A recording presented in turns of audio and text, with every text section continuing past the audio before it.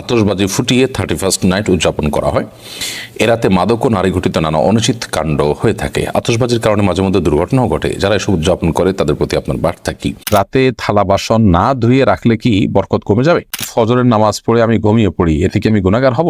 অজু থাকা অবস্থায় কোনো ভিডিও বা পিকচার দেখলে অজু ভাঙবে কিনা? জন্মবারে হাতের নখ চুল কাটা যাবে না, এই কথাটা কতটুকু শরীয়তসম্মত? আমার গোসল ফরজ হয়েছিল কিন্তু টের না পেয়ে আমি নামাজ পড়ে ফেলেছি, এরপর টের পেয়েছি, এখন কি করব? ফোনের রিংটোনে বাদ্যযন্ত্রের সাউন্ড রয়েছে, নামাজ চলাকালীন রিংটোন বেজে উঠলে কি গুনাহ হবে? নববর্ষ বরণ বা 31st নাইট উদযাপন ইসলাম ঠিক কি কি কারণে নিষেধ করে? আর বিলম্ব না করে চলুন আপনাদের যে প্রশ্নগুলো ইতিমধ্যে আমাদের কাছে চলে এসেছে সেগুলোর উত্তর দিয়ে আমরা শুরু করি। সোহেলদান আপনি লিখেছেন, জন্মবারে হাতের নখ চুল কাটা যাবে না, এই কথাটা কতটুকু শরীয়তসম্মত? নিছক কি কুসংস্কার, এর কোনো ভিত্তি শরীয়তে নেই। যে বারে জন্মগ্রহণ করেছে ওই বারে চুল কাটা যাবে না, এটা কোনো ভিত্তি নেই। যে কোনো দিনই চুল বা নখ কাটা যেতে পারে। শাহরিয়ার রহিম লিখেছেন, নাপাক অবস্থায় শরীরের ঘাম পোশাকে লাগলে কি পোশাক নাপাক হয়ে যাবে? নাপাক অবস্থায় যদি শরীরের ঘাম পোশাকে লাগে তাহলে সেই পোশাক নাপাক হবে না। কারণ মানুষ যখন গোসল ফরজ হওয়ার কারণে নাপাক হন কিংবা ছোট নাপাকও হন, তখন তার ঘামও নাপাক হয়ে যায় না, যার কারণে এই ঘামগুলো শরীরে পোশাকে কোনো জায়গায় লাগলে সেই জায়গাগুলো নাপাক হবে না। প্রিন্স রাশেদ লিখেছেন, অজু থাকা অবস্থায় কোনো ভিডিও বা পিকচার দেখলে অজু ভাঙবে কিনা? না, এর কারণে অজু ভাঙবে না, তবে এর চেয়ে বড় কিছু ভেঙে যেতে পারে। যদি আপনি খারাপ কোনো ভিডিও, খারাপ কোনো হারাম কোনো পিকচার দেখে থাকেন, তাহলে সেক্ষেত্রে অজু ভাঙাতে কোনো গুনাহের বিষয় না, অজু ভাঙাতে কোনো খারাপ জিনিস না, অজু ভাঙতেই পারে। আপনার তাকওয়া ভেঙে যাবে, আপনার দিনদারিতা ভেঙে যাবে, আপনার আমল ভেঙে যাবে, নেক আমল ভেঙে যাবে। অতএব সাথে সাথে তওবা করে আপনাকে এ ধরনের কর্মকাণ্ড থেকে বেরিয়ে আসার জন্য সংকল্প করতে হবে। ইশতিয়াক লিঙ্কন আপনি লিখেছেন, ফোনের রিংটোনে বাদ্যযন্ত্রের সাউন্ড রয়েছে, নামাজ চলাকালীন রিংটোন বেজে উঠলে কি গুনাহ হবে? প্রথমত এরকম রিংটোন সেট করাই জায়েজ নাই। আপনি বিকল্প করে রিংটোন প্রয়োজনে সেট পরিবর্তনের চিন্তা আপনি করতে পারেন, যদি বিকল্প কোনো পথ না থাকে। আর নামাজ চলাকালীন যদি বেজে উঠে তাহলে সেক্ষেত্রে তো আপনি গুনাহে লিপ্ত হচ্ছেন, এবং আশপাশের মানুষকে যদি জামাতে হয়ে থাকে তাহলে অন্যদেরকেও আপনি গুনাহ করতে বাধ্য করছেন। বিধায় এটা খুবই গর্হিত কাজ। ওই অবস্থায় আপনি অবশ্যই হাত দিয়ে আলতোভাবে মোবাইল টিপে বন্ধ করে দিতে পারেন, এবং স্থায়ীভাবে এই সমস্যার সমাধানের পথ আপনাকে অবশ্যই বের করতে হবে খুঁজে। 360 ডিগ্রি এডি থেকে আপনি আমাদের ইউটিউব চ্যানেলে প্রশ্ন করেছেন, অনেক মুরব্বী আমাদেরকে টাকা দিয়ে বিড়ি আনার জন্য বলেন, তাকে আনা যাবে? না আনলে বেয়াদবি হবে, আনলে গুনাহ হবে, করণীয় কি? দেখুন, মুরব্বী বড়দের কেউ সিনিয়র কেউ আপনাকে কোনো নির্দেশ করলে সেই নির্দেশটা মানাটা আপনার জন্য কর্তব্য, যতক্ষণ পর্যন্ত সেটি শরিয়ার কোনো সীমানাকে লঙ্ঘন না করে। মুরব্বীর নির্দেশ এটা মানা খুবই গুরুত্বপূর্ণ, আবার আল্লাহর নির্দেশ মানাটা তার চেয়ে বেশি গুরুত্বপূর্ণ। এখন মুরব্বীর নির্দেশ মানতে গিয়ে যদি আমি আল্লাহর নির্দেশকে লঙ্ঘন করতে হয়, তাহলে নিশ্চয়ই আমি আল্লাহর নির্দেশকে লঙ্ঘন করাটা আমার জন্য জায়েজ হবে না। লা তাআতা লি মাখলুকিন ফি মাসিয়াতিল খালিক। আল্লাহ রাব্বুল আলামিনের স্রষ্টার অবাধ্য হয়ে পৃথিবীর কোনো সৃষ্টির বাধ্যগত হওয়া, অনুগত হওয়া, তার নির্দেশ মান্য করা, এটার কিন্তু কোনো সুযোগ নেই। অতএব এ বিষয়ে আমাদেরকে দায়িত্ববান হতে হবে এবং সচেতন হতে হবে। শামিমা মুমিন আপনি লিখেছেন, অজু করে বাচ্চাকে বেস্ট ফিডিং করালে কি অজু ভেঙে যাবে? অজু করে যদি আপনি বাচ্চাকে বেস্ট ফিডিং করান তাহলে তাতে অজু ভঙ্গ হবে না, কারণ অজু ভঙ্গের কারণগুলোর ভিতরে এটি একটি কারণ নয়। কারণ দুধ এটা কোনো অপবিত্র বস্তু না। শরীর থেকে যদি দুধ নির্গত হয় বা সেটাকে নির্গমন করানো হয়, তো এর ফলশ্রুতিতে কোনো নাপাক বা অপবিত্র বস্তু বের হয়নি। আর অজু যাওয়া মানে হলো পবিত্রতা চলে যাওয়া। অতএব পবিত্রতা চলে যাওয়ার মতো কোনো কাজ যেহেতু ঘটেনি, বিধায় বেস্ট ফিডিং করানোর কারণে অজু ভঙ্গ হবে না। খায়রুল ইসলাম লিটন আপনি লিখেছেন, আমার গোসল ফরজ হয়েছিল কিন্তু টের না পেয়ে আমি নামাজ পড়ে ফেলেছি, এরপর টের পেয়েছি, এখন কি করব? দেখুন, গোসল ফরজ হয়ে যাওয়ার পর আপনি টের পাননি, নামাজ পড়ে ফেলেছেন, পরে যখন আপনি নিশ্চিত হয়েছেন যে আপনার গোসল ফরজ হয়েছিল, আপনি এখন পুনরায় গোসল করে নামাজটা কাজা করবেন। এরপরে আতিকা সাফরিন ইয়াডি থেকে আপনি লিখেছেন, একজন মহিলার স্বামী মারা যাওয়ার পর আবার অন্য জায়গায় বিয়ে হয়ে গেলে সেই মহিলা কি আগের স্বামীর সম্পত্তির অংশ পাবে? কোনো নারী যদি কোনো জায়গায় বিয়ে হয়, এরপরে যদি স্বামী মারা যান তখন যদি তার স্ত্রী থাকেন, তাহলে সেক্ষেত্রে তিনি অবশ্যই সম্পত্তির ভাগ পাবেন। কিন্তু স্বামী মারা যাওয়ার আগেই যদি তিনি বিবাহ বিচ্ছেদ হয়ে অন্যত্র বিয়ে করেন, তাহলে সেক্ষেত্রে আর আগের স্বামীর সম্পত্তি থেকে কোনো ভাগ তিনি পাবেন না। তাহলে দেখতে হবে যে স্বামী মারা যাওয়ার সময় তিনি ওই স্বামীর স্ত্রী ছিলেন কিনা। যদি স্ত্রী থেকে থাকেন ওই অবস্থায়, তাহলে স্বামী মারা গেলে অবশ্যই সে স্বামীর সম্পত্তিতে স্ত্রীর ভাগ থাকবে, তবে সেটি ভ্যারি করবে। যদি সন্তান থাকে তাহলে ভাগটা একরকম হবে, আর সন্তান না থাকলে ভাগটা আরেক রকম হবে। সন্তান থাকলে কিছুটা কম পাবেন, আর সন্তান না থাকলে সেক্ষেত্রে কিছুটা বেশি পাবেন মৃত ব্যক্তির। এরপরের প্রশ্ন হলো, নববর্ষ বরণ বা 31st নাইট উদযাপন ইসলাম ঠিক কি কি কারণে নিষেধ করে? প্রশ্নটি খুবই সুন্দর এবং চমৎকার। কারণ হলো, আমরা অনেকে মনে করি যে 31st নাইট বা জাতীয় সংস্কৃতিগুলো আছে, এগুলো আসলেই হুজুররা আলেম ওলামারা আমাদেরকে সাবধান করেন, সচেতন করেন, আর এগুলো বিরোধিতা করেন। এই বিরোধিতা বোধহয় কথার কথা, এ বোধহয় যৌক্তিক কোনো গ্রাউন্ড নেই। এই জন্য এই প্রশ্নটি খুব ভালো লেগেছে আমার কাছে, যে ইসলাম ঠিক কি কি কারণে নিষেধ করে। আমরা পয়েন্ট আকারে যদি বলতে চাই, প্রথম পয়েন্ট হলো যে ইসলাম একজন মুসলমানের উৎসব এবং তার আনুষ্ঠানিকতা, তার সংস্কৃতি, এগুলো সবগুলো ঠিক করে দিয়েছে, এবং ঠিকটা আল্লাহ রাব্বুল আলামিন স্রষ্টা তিনি করে দিয়েছেন। যার কারণে সেগুলোতে যে বৈশিষ্ট্য দেখতে পাবেন, সেগুলোতে যে আপনার ভালো দিক দেখতে পাবেন, মানুষের বানানো নিজস্ব উৎসবের যে সমস্ত উপলক্ষগুলো সেগুলোতে সেটি পাবেন না। ধরুন 2 ঈদ আল্লাহ তাআলা আমাদেরকে দিয়েছেন, 2 ঈদের মধ্যে ত্যাগ আছে এবং ভোগ আছে এবং আত্মিক আনন্দ আছে। এই আত্মিক আনন্দ বা রূহের আনন্দটা এবং মানবীয় প্রকৃতির যে আনন্দটা, আসল নির্মল আনন্দ যেটাকে বলা যায়, সেটা কিন্তু মানুষের বানানো এই সমস্ত ভোগবাদী দিবসগুলোতে নেই। 31st নাইটের কথাই বলুন, কি আছে এখানে? এখানে আছে হলো যে প্রথম মুহূর্তটাকে বিশেষভাবে আপনার আতশবাজি, আনন্দ ফুর্তি করে গেয়ে নেচে এটাকে উদযাপন করা। কেন করা হয়? যাতে করে সারা বছর ভালো যায়, যাতে সারা বছর ভালো যায়, এই উদ্দেশ্যে যে করা হয়, এটা এর ইতিহাস বলে দেয়। আমরা হয়তো অনেকে 31st নাইট এর সমস্ত কালচারে অভ্যস্ত, এর জন্য আমরা নিজেদেরকে প্রস্তুত করছি অনেকে এখন থেকেই, কিন্তু আমরা জানি না যে এই কালচারের গোড়ার ইতিহাসটা কি। গোড়ার ইতিহাসটা হলো প্যাগানরা, প্রকৃতি পূজারীরা এবং অগ্নি পূজকেরা, তারা নাইরুজ উদযাপন করতো। নাইরুজ মানে নতুন দিন ফার্সিতে। ইরান থেকে শুরু, এর পরবর্তীতে এটা খ্রিস্টানদের মধ্যে ছড়িয়েছে, আস্তে আস্তে অন্যান্য ধর্মের মানুষ সেটাকে আপনার গ্রাস করেছে। এই যে একটা কালচার, সংস্কৃতি, একজন মুসলমান কখনো ভিন্ন ধর্মের, ভিন্ন চিন্তার, ভিন্ন বিশ্বাসের মানুষের কালচার ধারণ করতে পারে না। সেটাকে ধারণ করার মানে হলো, আপনি আপনার কালচারকে আপনি অপ্রতুল মনে করছেন, আপনার কালচারকে অসমৃদ্ধ মনে করছেন, রিচ নয় এমনটি মনে করছেন, ধার করার প্রয়োজন মনে করছেন, এটি তো সঠিক নয়। দ্বিতীয় কথা হলো যে এই যে প্রথম সময়টাকে হেসে খেলে নেচে গিয়ে উদযাপন করলে সারা বছর ভালো যাবে, এই ধারণা কোরআন হাদিস আমাদেরকে দেন, ইসলাম কোথাও বলেনি। অতএব একজন মুসলমান যদি এরকম কোনো কিছুতে কল্যাণ আশা করে, তাহলে সেটা এক ধরনের শিরকিপূর্ণ বিশ্বাস, শিরকপূর্ণ বিশ্বাস, এবং সেটা এক ধরনের ত্রুটিপূর্ণ বিশ্বাস। মুসলমান মনে করবে আমার দিন শেষে আমি ভালো কাজ করলে আমার রাত ভালো যাবে, রাত শেষে ভালো কাজ করলে আমার দিন ভালো যাবে, কর্ম অনুযায়ী আমার ফল আসবে, আল্লাহ রাব্বুল আলামিন এর কাছে আমি আমার ভালো এবং কল্যাণের জন্য দোয়া করব। এ হলো একজন মুসলমানের কনসেপ্ট, একেবারে পরিষ্কার এবং ক্লিয়ার। এর বাইরে আপনার প্রথমটা ভালো গেলে পরেরটা ভালো যাবে, সবগুলো ভালো যাবে, প্রথমটা খারাপ গেলে সবগুলো খারাপ যাবে, এটা নিছক এবং নেহায়েতি কুসংস্কার। আশ্চর্য হলেও সত্য যে আজকাল যারা এই সংস্কৃতিকে ধারণ করে থাকেন, তাদের বেশিরভাগই নিজেদেরকে বিজ্ঞান মনস্ক দাবি করেন। তারা ধর্মের কথা বললে নাক সিটকান এবং বিশ্বাস বলে সেটাকে এড়িয়ে যেতে চান। অথচ এই যে প্রথম প্রহরকে ভালোভাবে উদযাপন করলে বছর ভালো যাবে, এটা কোন ধরনের বিশ্বাস হতে পারে? এটাকে তারা কেন অনুসরণ করছেন? এই প্রশ্নের উত্তর বোধহয় তাদের কাছে খুঁজে পাওয়া কঠিন হবে। যাই হোক, খোলাসা কথা হলো যে এই প্রথম প্রহরকে ভালোভাবে উদযাপন করলে সারা বছর ভালো যাবে, এই বিশ্বাসটা কুসংস্কার। আমাদের সমাজে অনেকে প্রথম প্রহরে আপনার ঝাড়ু দেখলে মনে করে সারাদিন তার খারাপ যাবে। প্রথম প্রহরে দোকানদার শুরুতেই কোনো কাস্টমার যদি বাকিতে কিনতে আসে তার কাছে, তিনি মনে করেন যে পরের সময়টা খারাপ যাবে।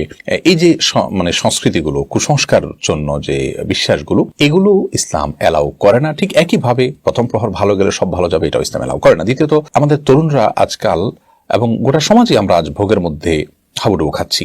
ভোগ ছাড়া আমাদের কাছে আর কিছু নেই। ত্যাগের যে শিক্ষা, সেটা আমাদের সমাজ থেকে আস্তে আস্তে হারিয়ে যাচ্ছে, এবং যার কারণে মানবীয় গুণগুলো আমাদের মধ্যে থাকছে না। মানুষের মধ্যে মানবীয় গুণ না থাকে, তাহলে সেক্ষেত্রে মানব সভ্যতা হুমকির মধ্যে পড়বে। মানুষ থাকবে, কিন্তু তার মধ্যে আচার আচরণ থাকবে পশুর মতো। এই মানুষ গোটা পৃথিবীর মানুষের জন্যই, পরস্পরের জন্য আপনার বিপদের কারণ হবে। এই জায়গা থেকে উত্তরণের জন্যই যুগে যুগে নবী রাসূলগণ মানুষকে মানবীয় মূল্যবোধ জাগ্রত করার চেষ্টা করছেন না। সেই মানবীয় মূল্যবোধ জাগ্রত করবার অংশ হিসেবে আমাদের উচিত হলো ত্যাগের শিক্ষা আমাদের মধ্যে ধারণ করা। এই সমস্ত সংস্কৃতি, 31st নাইট বলুন, নববর্ষ বরণের যত কালচার আছে বলুন, এই সবগুলোতে শুধু ভোগ করো, ত্যাগের কোনো শিক্ষা নাই। বিধায় এগুলো থেকে আমাদের বেরিয়ে আসতে হবে। তৃতীয়ত, বিজাতীয় যে সংস্কৃতিগুলো আছে সেগুলোতে আপনার বেলেল্লাপনা, অশ্লীলতা, মাদকের ছড়াছড়ি, উন্মাদনা এবং যত প্রকার অপরাধের মৌলিক কার্যক্রম আছে, সেগুলো সবগুলোর উপস্থিতি আছে। এগুলো আমাদের সমাজকে অস্থিতিশীল করছে আমরা জানি। মাদকের ছড়াছড়ি হচ্ছে, অর্থের অপচয় হচ্ছে, লক্ষ লক্ষ কোটি কোটি টাকা অপচয় সারা বিশ্বের বিভিন্ন প্রান্তে হচ্ছে, আমাদের দেশে হয়। অথচ ভোখা নাঙ্গা বহু মানুষ এই সময় কষ্ট করে, শীতে বহু মানুষ কষ্ট করে।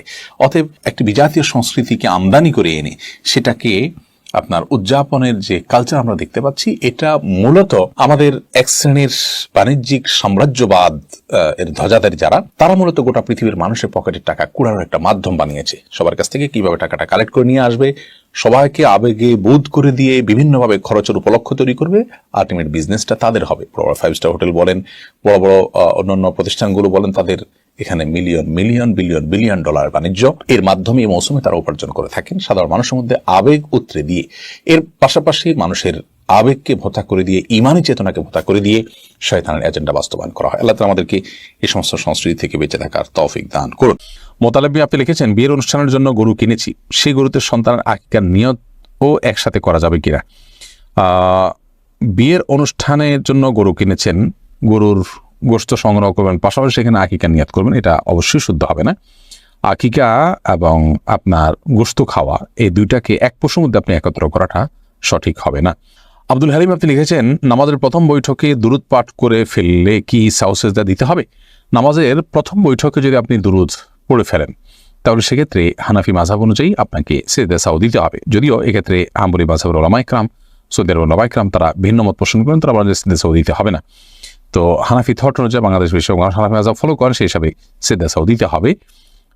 প্রথম বৈঠকে যদি আপনি ফরজ নামাজের প্রথম বৈঠকে অর্থাৎ দ্বিতীয় রাকাতে যদি আপনি আত্মীয়দের পাশাপাশি দুরূদ পড়ে ফেলেন, আল্লাহুম্মা সাল্লি আলা মুহাম্মদ, এটুকু পায়ের বেশি অংশ যদি পড়ে ফেলেন, তাহলে আপনার সেজদা সাও দিতে হবে। আব্দুল্লাহ সোহাগ লিখেছেন, ফজরের নামাজ পড়ে আমি ঘুমিয়ে পড়ি, এতে কি আমি গুনাহগার হব? ফজরের সালাত আদায় করার পর যদি আপনি ঘুমিয়ে পড়েন, তো এতে আপনার বড় কোনো গুনাহ হবে না, কারণ এতে কোনো হারাম কাজ আপনি করছেন না, কিন্তু একটা অনুত্তম কাজ করছেন। গুনাহ শব্দের অর্থ ক্ষতি, সে অর্থে ক্ষতি তো হবেই, কিন্তু ক্ষতিটা ওইরকম বড় ক্ষতি, মোটা দায়ের ক্ষতি, কোনো কবিরা গুনাহ নয়। যদি এমন হয় যে আপনি রাতে ডিউটি করেছেন, রাতে গভীর রাতে আপনাকে ঘুমাতে হয়েছে কোনো কারণে, বাধ্য হয়ে আপনি সকালে ঘুমিয়েছেন, তাহলে সেক্ষেত্রে ইনশাআল্লাহ কোনো প্রকার গুনাহই হবে না, কারণ এটা শরীয়ত নিষিদ্ধ কোনো কাজ আপনি করেছেন, ব্যাপারটা সেরকম নয়। অনেক ফুকাহা ইকরাম এটাকে নিষেধ করেছেন, এটা স্বাস্থ্যের জন্য ক্ষতিকর। নবী সাল্লাল্লাহু আলাইহি ওয়াসাল্লাম এই টাইমে তাসবিহ তিলাওয়াত করতে পছন্দ করতেন। আল্লাহ কোরআনে কারীমে বিভিন্ন জায়গায় বলেছেন, ওয়াসাব্বিহু বুকরাতাও ওয়া আসীলা, এই জাতীয় কথা আল্লাহ তাআলা বলেছেন। সেখান থেকে বোঝা যায় যে সকাল এবং সন্ধ্যার সময়গুলো ইবাদতের সময়, জিকির আজকারের সময়, তাসবিহ তিলাওয়াতের সময়, এই সময়টা ঘুমের সময় নয়, বিধায় এগুলো থেকে আমাদের বেঁচে থাকা দরকার। যে সিআইডি থেকে আপনি লিখেছেন, রাতে থালা বাসন না ধুয়ে রাখলে কি বরকত কমে যাবে? রাতে থালা বাসন না ধুলে বরকত কমে যায় এরকম কোনো কথা কোরআনে কোথাও বলা হয়নি। প্রচুর পরিমাণে কুসংস্কার আমাদের সমাজে আছে, এটি সেরকম একটি বিষয়। আপনি থালা বাসন রাতে ধোবেন নাকি দিনে ধোবেন, এটা আপনার ব্যাপার। তবে এই ক্ষেত্রে শরিয়ার নির্দেশনা হলো যে থালা বাসন, বিশেষ করে খাবার যদি থাকে, সেগুলোকে ঢেকে রাখা, সেগুলোকে ঢেকে না রাখাটা এটা সুন্নাহর খেলাফ। আমরা যখন ঘুমিয়ে পড়ি, অনেক সময় জিনরা বিচরণ করে এবং নানামুখী অসুবিধা তৈরি হয়। সবচেয়ে বড় কথা হলো যে আজকাল আমরা তেলাপোকা, তারপর টিকটিকি, নানা রকমের প্রাণী বিচরণের কথা আমরা জানি। এগুলো আমাদের অজান্তে বিচরণ করবে, সেগুলো আমাদের স্বাস্থ্যের জন্য ক্ষতির কারণ হতে পারে। এই জন্য সেগুলোকে ঢেকে রাখা অথবা উপর করে রাখা, সেটা হলো গুরুত্বপূর্ণ বিষয়। আমি দোয়ার বিষয়টা এখন তো আমার থালা বাসনটা নাকি আমি কালকে সকালে দেবো, সেটা একান্তই আমার ব্যাপার। এক্ষেত্রে শরীয়ত আমাকে কোনো বাধ্যবাধকতা দেয়নি। তবে এটা ঠিক যে যত পরিচ্ছন্ন থাকা যায় ততই ভালো, যত সময়ের কাজ সময় করে ফেলা যায় ততই ভালো। কিন্তু এর মানে এই না যে থালা বাসন আমি রাতেরটা সকালে ধুলে আমার বাসায় বরকত থাকবে না, এমন কোনো কথা নেই। ফরহাদ আলম আপনি লিখেছেন, আতশবাজি ফুটিয়ে 31st নাইট উদযাপন করা হয়, এরাতে মাদক ও নারী ঘটিত নানা অনুচিত কাণ্ড হয়ে থাকে। আতশবাজির কারণে মাঝে মধ্যে দুর্ঘটনাও ঘটে, যারা এসব উদযাপন করে তাদের প্রতি আপনার বার্তা কি? ভাই ফরহাদ, প্রতি বছরই আমরা এই কথাগুলো বলার চেষ্টা করি যে বছরের নতুন দিনকে বিশেষভাবে উদযাপন করা, উৎসব করা, আনন্দ এবং হৈহুল্লোড় করে সেটাকে বরণ করা এবং বিশেষভাবে এ ধরনের উদযাপনের মাধ্যমে সে দিবসকে একরকমের পুজো কিংবা আপনার উপাসনা করা, এটি ছিল পৃথিবীর ইতিহাসে প্যাগান বা প্রকৃতি পূজারীদের কাজ। এবং অগ্নিপূজকরা নাইরোজ বা নওরোজ নামে, নাইরোজ মানে নতুন দিন, রোজ মানে দিন নাই মানে নতুন, সে নাইরোজ নামে বছরের প্রথম দিনটাকে নতুন দিন হিসাবে উদযাপন করত ইরানে, এবং সেটি শত শত হাজার হাজার বছর ধরে চলে আসছে। পরবর্তীতে গত কয়েক শতাব্দী ধরে খ্রিস্টানরা খ্রিস্টীয় বর্ষ, যে বর্ষের সাথে খ্রিস্টান ধর্মের বিশ্বাসের সম্পর্ক আছে, যেটাকে আমরা ইংরেজি বর্ষ বলি, সেই সনের প্রথম দিনটাকেও তারা উদযাপন করা শুরু করেছে প্যাগান এবং প্রকৃতি পূজারীদের অনুসারে। তো তাদের অনুসরণ করে খ্রিস্টানরা যে কাজটি শুরু করেছে, দুঃখজনক বাস্তবতা যে মুসলমানরা আমরা সেটাকে আমাদের গায়ে মাখাতে শুরু করেছি এবং সেটাকে আমরা উৎসবের একটা উপলক্ষ বানিয়ে নিয়েছি। এবং গেল বছর যে ভয়াবহ একটা চিত্র আমরা ঢাকা শহরে দেখেছি, চট্টগ্রাম শহর সহ বিভিন্ন শহরেও একই কাণ্ড ঘটেছে, যে 31st নাইট উদযাপনের নামে নানা রকমের অনৈতিক কর্মকাণ্ড, নানা রকমের সমাজ বিধ্বংসী কর্মকাণ্ড আমাদের সমাজে এক শ্রেণীর মানুষকে আমরা করতে দেখেছি, বিশেষ করে এক শ্রেণীর তরুণ ভাইদেরকে। আমরা গত অনেক বছর আগে এই 31st নাইটে কিন্তু বাঁধন নামে একজন নারীর শ্লীলতাহানি, তার পরনের শাড়ি খুলে ফেলা এবং ঢাকা টিএসসিতে তাকে চরমভাবে হেনস্থা করার একটা ঘটনাও আমরা শুনেছি, এটা বহু বছর আগে। তো সেই ঘটনার পুনরাবৃত্তি নানাভাবে বিভিন্ন সময় প্রতি বছরই হয়ে থাকে। গত বছর 3টি ঘটনা বিশেষভাবে উল্লেখযোগ্য। প্রথম ঘটনা হলো প্লাস্টিক কারখানা গড়ে তোলা একজন নারী, যিনি অনেক কষ্ট করে তার সকল সম্বল একত্র করে একটা কারখানা করে কিছু প্লাস্টিকের প্রোডাক্ট তৈরি করেছেন, সেগুলো সাপ্লাই দিবেন। তিনি তার ছাদে রেখেছেন, সেখানে আতশবাজির 31st নাইটের আতশবাজির উন্মাদনার আগুন এসে সেগুলো সবগুলোকে মুহূর্তের ভিতরে ভস্ম করে দিল। কারণ প্লাস্টিক পড়তে খুব অল্প সময় লাগে, দ্রুততার সাথে সবগুলো পুরো শেষ হয়ে গেল। এটা নিয়ে বিভিন্ন গণমাধ্যমে নিউজ হয়েছে, রিপোর্ট হয়েছে, অথচ এখনো পর্যন্ত আমরা জানি না যে এটার সাথে যারা জড়িত, যে অপরাধীরা, তাদের বিচার আদৌ করা হয়েছে।